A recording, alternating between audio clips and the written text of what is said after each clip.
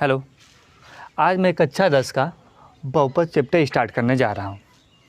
आपने कक्षा 9 में एक चर वाला बहुपद और इसके घात के बारे में पढ़ चुके हैं। कुछ याद किया जाए कि बहुपद क्या होता है। तो बहुपद ऐसा व्यंजक है जिसमें x मीन्स अचर, चर का घात क्या हो, चर का घात हमेशा पूर्ण संख्या हो। किस में होना चाहिए? घात किस में होना चाहिए?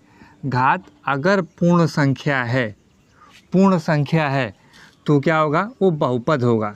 पूर्ण संख्या है तो बहुपद होगा। पूर्ण संख्या का मतलब 0, 1, 2, 3 अगर ऐसे मिल रहा है तो ये अगर घात पूर्ण संख्या में है तो बहुपद होगा। अगर घात क्या हो? घात अगर भिन्न हो, क्या हो? भिन्न हो, या फिर किस में हो? माइनस में हो। भिन्न हो या माइनस में हो तो ऐसे व्यंजक को, इस तरह के व्यंजक को हम बहुपद नहीं बोलेंगे। बहुपद किसे बोला जाएगा? जिसमें चर का घात पूर्ण संख्या हो उसे बहुपद बोला जाएगा। यहाँ पर हम कुछ उदाहरण लिखे हैं, इसमें ये बताना है कि बहुपद कौन सा है। तो यहाँ फर्स्ट में देख रहे हैं, पहला उदाहरण कि 4x 4x धन 3 है।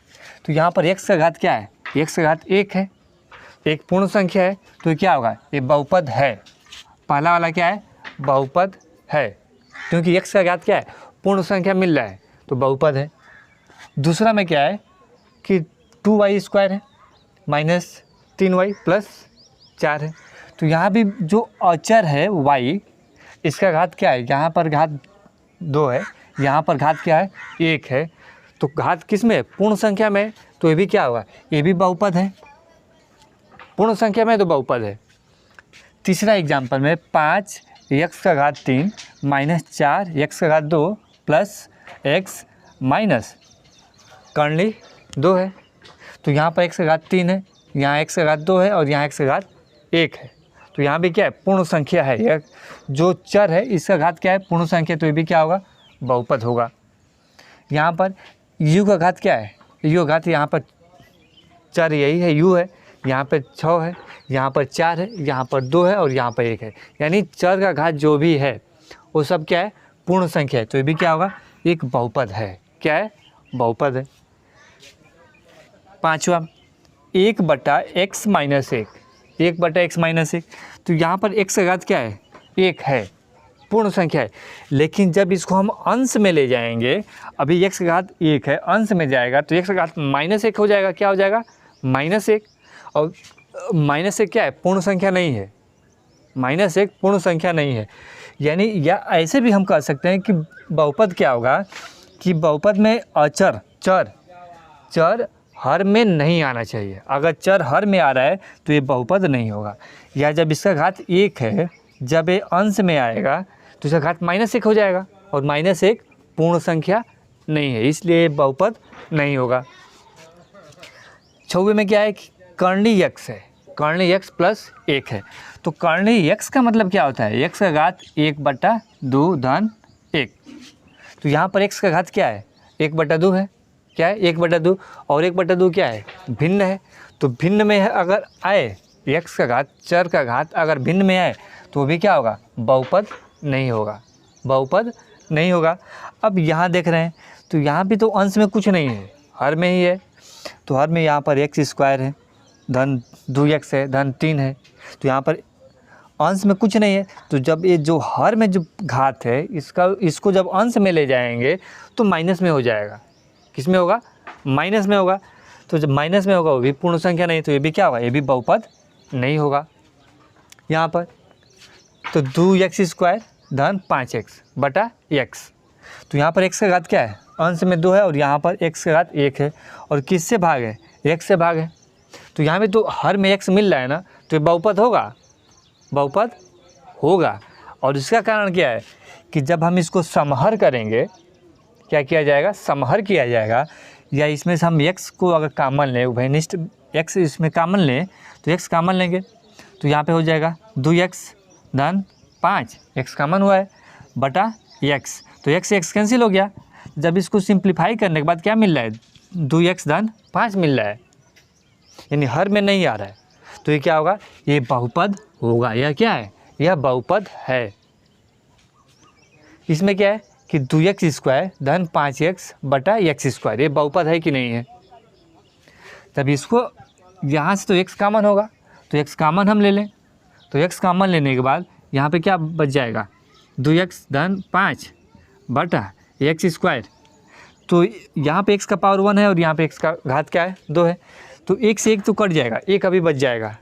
यानी हर में क्या, हर में x मिल रहा है, और जब हर में x है और चर है हर में, तो इसका मतलब एक क्या होगा, बहुपद नहीं होगा। तो ये आप लोग क्लास कक्षा 9 में पढ़ चुके हैं कि बहुपद क्या होता है और बहुपद का घात। तो जो बहुपद है उस बहुपद का घात बताते हैं, यानी जो उच्चतम चर का उच्चतम घात होता है वह उसी को हम बोलते हैं बहुपद का घात। तो पहले उदाहरण में x का उच्चतम घात क्या है, 1 है। क्या है, 1 है। तो इस बहुपद का घात क्या हो जाएगा, इस बहुपद का घात 1 हो जाएगा। क्या हो जाएगा, 1 हो जाएगा। यहाँ पे दूसरे वाला में यहाँ पे चर का घात यहाँ पे 2 है और यहाँ पर क्या है, 1 है। तो इन दोनों में उच्चतम घात क्या है, 2 और 1, इन दोनों में उच्चतम क्या है, 2 है कि 1 है, तो 2 है। क्या है, 2 है। इसलिए यहाँ पर जो बहुपद है इस बहुपद का घात क्या होगा, 2 होगा। उच्चतम घात को बहुपद का घात बोला जाता है। यहाँ पर जो चर x है, x चर है, इसका उच्चतम घात क्या है, उच्चतम घात, यहाँ पर x का घात 3 है, x का घात 2 है, x का घात 1 है, तो उच्चतम घात क्या है, 3 है। तो इस बहुपद का उच्चतम घात क्या होगा, 3 होगा। उच्चतम घात क्या है, 3 है। ये भी बहुपद है और इस बहुपद का उच्चतम घात क्या है, तो यहाँ पर u का घात 6 है, u का घात 4 है, u का घात 2 है, u का घात 1 है, तो उच्चतम घात क्या होगा, 6 होगा। तो इसका घात क्या हो जाएगा, 6 हो जाएगा। ओके। अब यहाँ पर एक देख रहे हैं आप लोग कि कर्णी में 4 है, कर्णी में 4 है, तो इसको हम बोल रहे हैं कि ये बहुपद है। और यहाँ पर कर्णी में x है, तो इसको हम बोल रहे हैं कि बहुपद नहीं है। तो इसका जो परिभाषा है बहुपद का वो क्या है कि चर का घात पूर्ण संख्या होना चाहिए। अचर से मतलब नहीं है कि अचर किस में है, चर हमेशा किस पूर्ण संख्या में होना चाहिए, कर्णी में नहीं होना चाहिए। बहुपद अगर चर कर्णी में आ जाए तो ये बहुपद नहीं होगा। चर अगर बटे में आ जाए, हर में आ जाए, तो भी क्या होगा, बहुपद नहीं होगा। ये तो याद है कि कक्षा 9 में आप लोग पढ़ चुके हैं।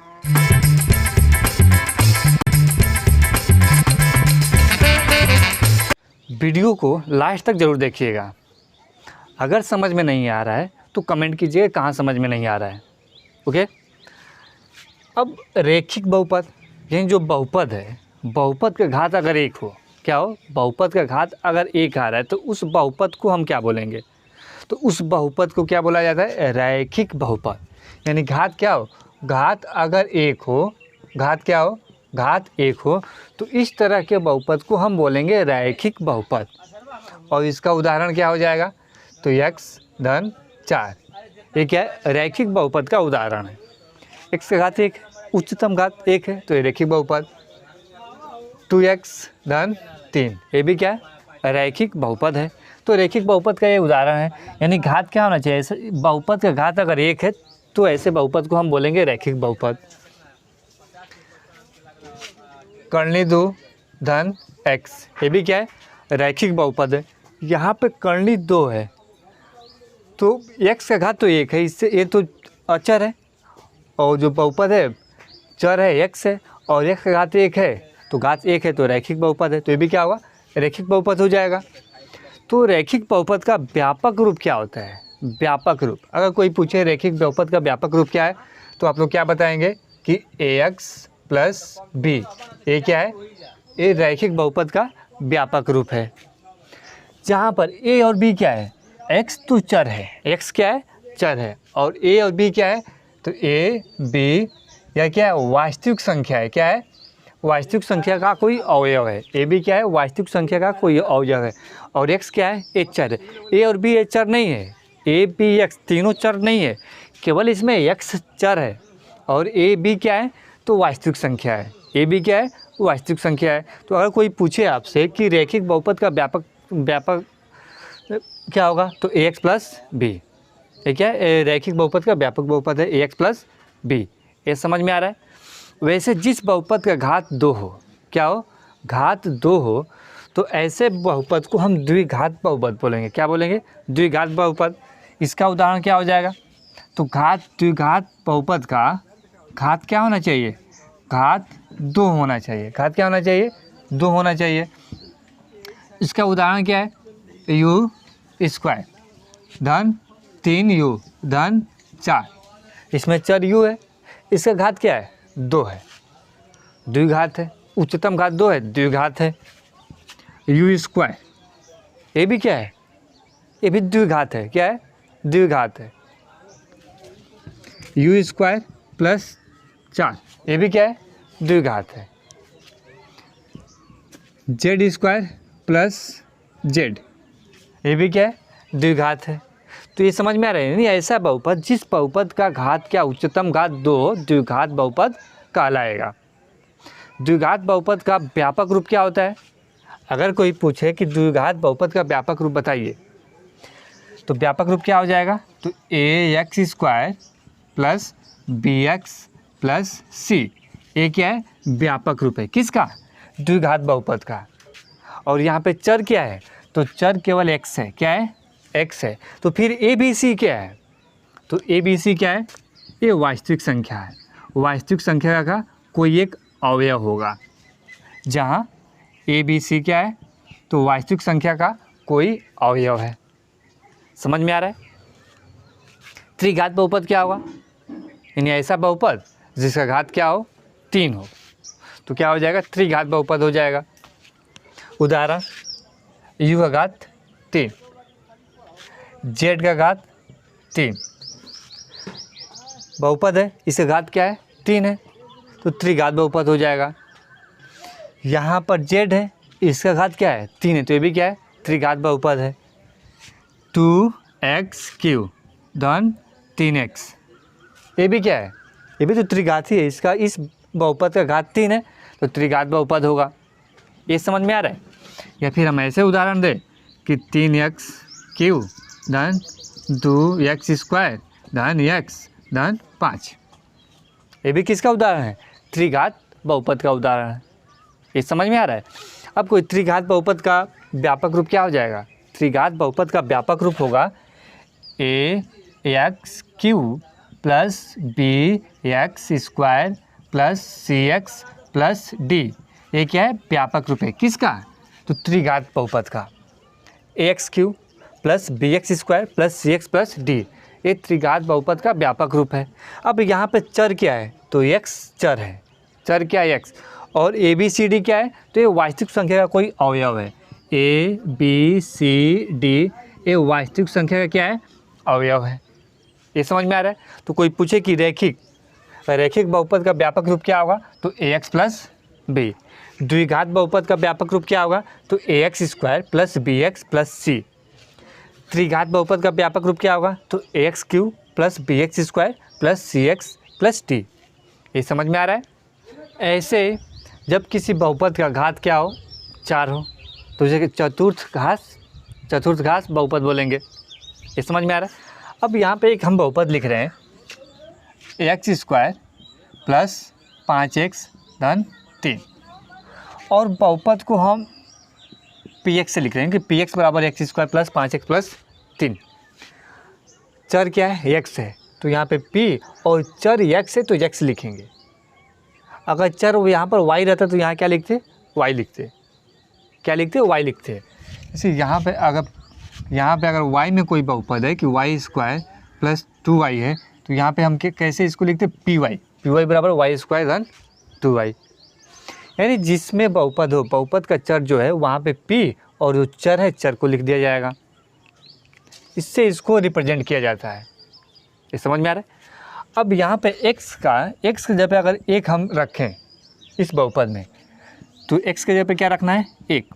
तो p1 बराबर x की जगह पे 1 स्क्वायर धन 5 गुणे 1 धन 3 बराबर 1 धन 5 धन 3 बराबर 5 1 6 3 9। यानी x बराबर 1 पर इस बहुपद का मान क्या होगा? 9 होगा। x बराबर 1 पे बहुपद का मान क्या होगा? 9 होगा। इसमें y बराबर अगर हम 0 लिखें, y बराबर क्या लिखें? 0, तो p 0 बराबर जीरो के स्क्वायर धन 2 गुणे जीरो बराबर जीरो धन जीरो बराबर जीरो। यानी इसमें जीरो, इस बहुपद पे जीरो का मान क्या होगा, इस बहुपद पर जीरो होगा। यहाँ पे अगर जीरो रखें, इसमें अगर जीरो रखा जाए, पी एक्स की जगह पे क्या रखा जाए, जीरो, तो जीरो रखें तो यहाँ पे एक्स की जगह पे अगर जीरो रखा जाए, जीरो का स्क्वायर धन 5 गुणे जीरो धन 3 बराबर यहाँ पे शून्य हो जाएगा, 5 धन शून्य शून्य धन 3 बराबर 3। यहाँ पे क्या मिल रहा है, 3 मिल रहा है, और यहाँ पे क्या मिल रहा है, शून्य मिल रहा है। यानी अगर हम x या चर का कोई वैल्यू पुट कर रहे हैं, मान अगर हम रख रहे हैं और बहुपद का मान अगर शून्य आ जाए, क्या हो, शून्य हो, तो इस मान को हम बोलेंगे शून्यक। क्या बोला जाएगा, शून्यक। यानी चर के जिस मान पर बहुपद का मान शून्य हो जाए उस मान को हम बोलेंगे शून्यक। क्या बोलेंगे, शून्यक। x धन 5 है, x धन 5 है, पी एक्स बराबर क्या है, x धन 5। तो इस बहुपद का शून्य क्या होगा, यानी x के किस मान पे इस बहुपद का मान जीरो होगा। तो x के जगह पे अगर हम -5 रखें, क्या रखें, -5, तो -5 धन 5 बराबर 5 - 5 शून्य। तो इसका इस बहुपद का शून्य क्या होगा, इस बहुपद का शून्य हो जाएगा -5। शून्य क्या होगा, -5। यानी शून्य का मतलब ये होता है कि जिस मान पे बहुपद का मान जीरो हो जाए वह मान क्या है, तो शून्यक है। ये समझ में आ रहा है। आगे हम बताएंगे कि जो शून्यक है, घात 1 है तो 1 शून्यक मिल रहा है, घात अगर 2 हो तो यहाँ पे 2 शून्यक मिलेगा, घात 3 है तो अधिकतम शून्यक की संख्या 3 होगी, घात 4 है तो अधिकतम शून्यक की संख्या 4 होगी। और इसका यूज क्या है वो हम अगले वीडियो में बनाएंगे।